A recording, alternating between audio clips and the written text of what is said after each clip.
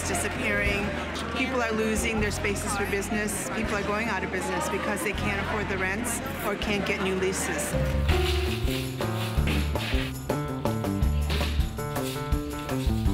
I was literally standing in a lobby the other day and I saw the sewing machines being wheeled out of the building. It's not abstract, it is actually happening. We hold our heads up really high, touting New York as the fashion capital of the world. If you do away with the infrastructure, you pretty much cut the legs off the industry. Read the Garment Center, save it. What's wrong with the Garment Center?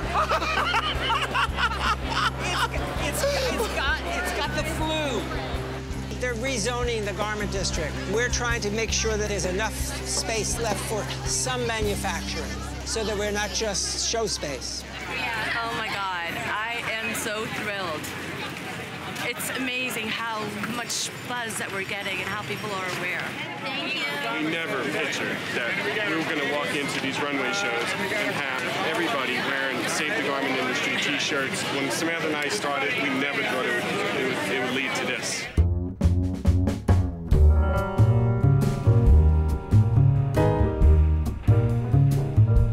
If we get at least a 15% of production back here from a small percentage of each designer, we can afford to pay the rents. We could afford to be in New York.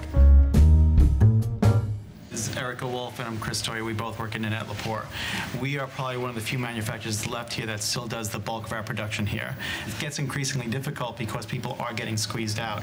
It is like this little utopian society where you can go around the corner and get something done and come right back. There's no pollution, there's no added traffic. What's going to happen to all the up-and-coming designers that want to, have their projects to be done? And FIT and Parsons will be directly affected, and there's just so many aspects to it that we have to get the city officials to see and understand.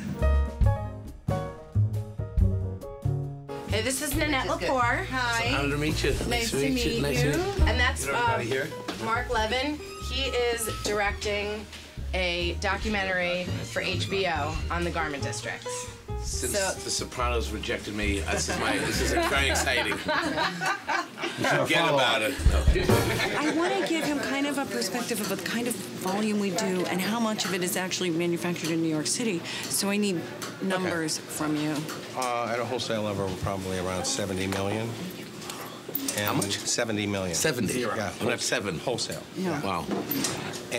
And we probably do, I would guess 85% is manufactured within a 4 or 5 block radius of this office. I would like for it to be as long as possible and for her to still have her movement. So what can we do? I feel like I could probably go manufacture my line in China or India, and I could personally make more money. I find working in this country so much more productive and efficient for my business. I'm able to send staff to the factories 4 and 5 times a day to go and look at what's happening. If something's not sewing up properly or if something doesn't fit right, we can stop production, we can pull it, we can correct it. Do you have anything done? Any samples done? Yeah. Can we take some? Okay. Oh, they look good. Oh, good. She wanted these. Made in New York, made in New York.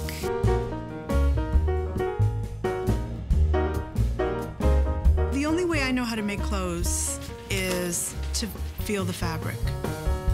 I really believe that the immediacy of having the fabrics here, having the draper here, it just helps the thought process to have it. It's all about the hand touching the fabric.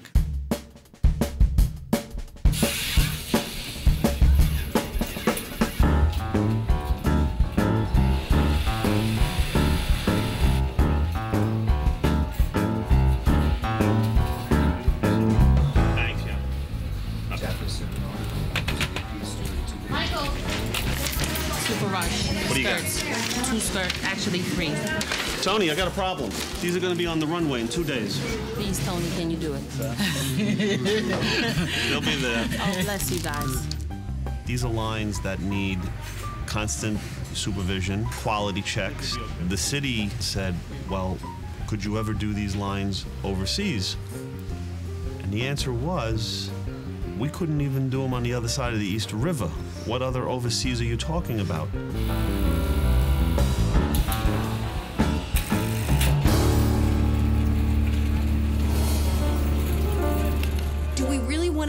here and be only bankers and real estate developers.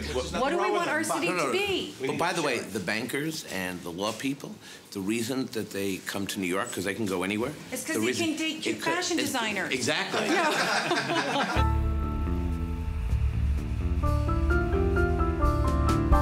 We have a hotel next to us. We would have had a factory, 10 years ago. It is frightening. It's encroaching. It's coming. I see the resources disappearing here. The man that used to hand cut the zippers to a certain length, the people that used to make the buttonholes, like all the trimmings people, the whole neighborhood is shrinking. We're very concerned that this is going to wash over rapidly unless we do something politically right now.